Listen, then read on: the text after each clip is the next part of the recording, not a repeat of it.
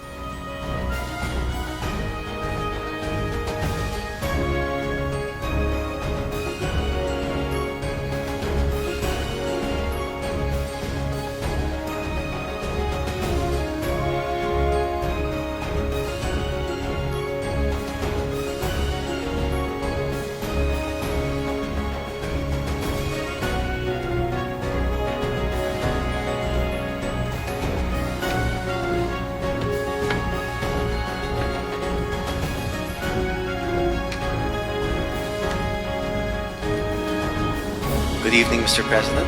We will begin with the program. On behalf of the Philippine delegation, we would like to acknowledge and thank our friends from the financial community here in Japan for hosting this reception tonight.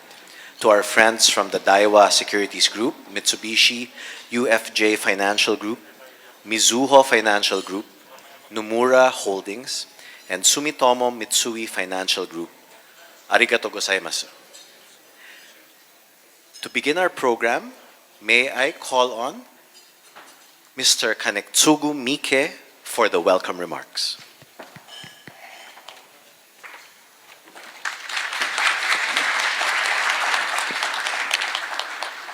Well, good evening. I would like to begin by thanking Your Excellency, President Ferdinando Romualdez Marcos Jr., former President Gloria Acapagal Arroyo, Senate President Juan Miguel Zubiri, House Speaker Ferdinando Martin Romualdez, Ambassador Milen Garcia Albano, Cabinet Secretaries and senior officials of the Philippines government agencies, and members of the Philippines and Japanese business communities, and all of you for gathering here today.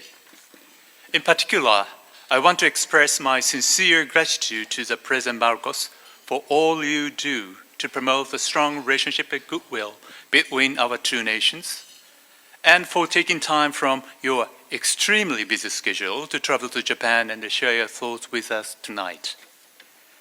Before we hear from His Excellency, I want to say a few words on behalf of the 5 financial groups who organized this event. But first, I have to apologize that Japanese media was so greedy to keep him and not release him for such a long period of time.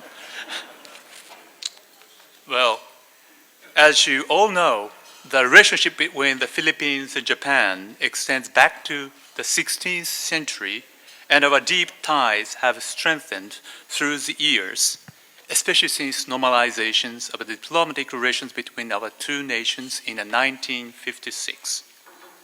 President Marcos was born just 1 year later, and in parallel fashion has watched the great relations between the Philippines and Japan grow in strength and maturity, along with the President, who has been instrumental in ensuring that strong growth. Not only are diplomatic relations strong between our nations, so is our economic relationship. Over its long history, Japan has contributed a total of $23 billion in direct investment from Japan to the Philippines over 3 decades, crystallizing our trust in that great nation. And today, with the energy transition toward the future carbon neutrality and the developing infrastructure in the Philippines, there is enormous potential for Japan to further contribute to the growth of the Philippines economy. I hope this will lead to achieving its long-term vision of Ambition Latin 2040. I also believe that measures in the Philippines Development Plan 2023 to 2028, which was recently approved by Your Excellency, will be deeply meaningful in enhancing the environment for Japan and other countries to invest even more in your great nation. Finally, please allow me to say just a word about MUFG. Since the opening of our representative office in Manila in 1953, we have positioned the Philippines as one of the countries most important to us, where we operate with two entities, our Manila branch and our strategic partner, Security Bank. Under the policies set forth by President Marcos, MUFG and the Security Bank intend to focus on the key areas, including investment, energy transition, and infrastructure, so that together with the governments of both nations and with the companies concerned, we can keep contributing to the growth and the development of the Philippines to our mutual benefit. President Marcos, thank you again for joining us tonight, and thank you for your leadership. We look forward to hearing your thoughts. Now, everyone, please join me in a warm welcome for His Excellency, President Ferdinando Romualdez Marcos Jr. of the Republic of the Philippines. Thank you. May I now call on Finance Secretary Benjamin E. Diokno to introduce our guest of honor. Okay, ladies and gentlemen, it is my honor to introduce the President of the Republic of the Philippines, His Excellency Ferdinand R. Marcos Jr.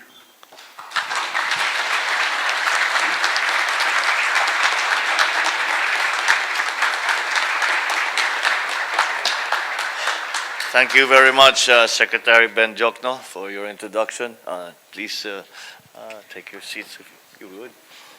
The former President of the Philippines and Deputy Speaker, Gloria Macapagal Arroyo, the Speaker of the House of Representatives, Congressman Martin Romualdez,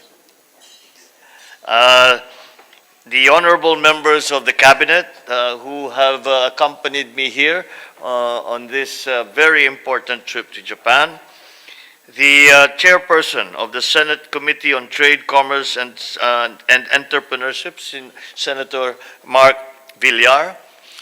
We are also joined by the former Senate President, Senator Manny Villar, who has, in his capacity as a private sector businessman, signed an agreement earlier today to further enhance the relationship between our two countries.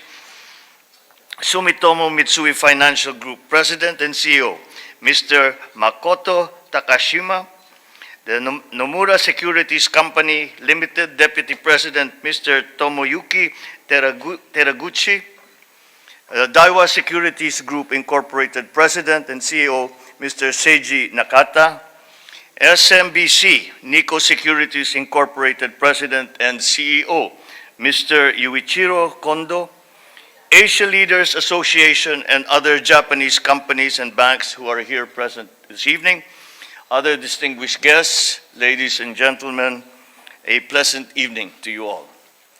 I'd like to first of all thank the leading financial corporations of Japan for hosting and organizing this very important dinner. This evening caps a whole day of highly productive business engagements arranged by our Philippine Department of Trade and Industry here in the land of the rising sun. The Philippines is a great investment area as it leads economic recovery and performance in the Asia-Pacific region. In fact, not only in the region, but in the whole world. We look forward to future projects in the following sectors from both portfolio and foreign direct investors, as we are certain that these will materialize into a fair return for both parties. First is the knowledge-based and high-technology sectors, which will help the Philippines achieve its transformational goal to become a global manufacturing hub for next-generation wiring harnesses, office peripherals, and electronic parts and components. Second entails upscaling the processing of our country's green metals into higher value products. Converting nickel ore to lithium-ion batteries, copper ore to wires and cathodes form part of the blooming green economy worldwide. And third is about modernizing our food and our health sectors.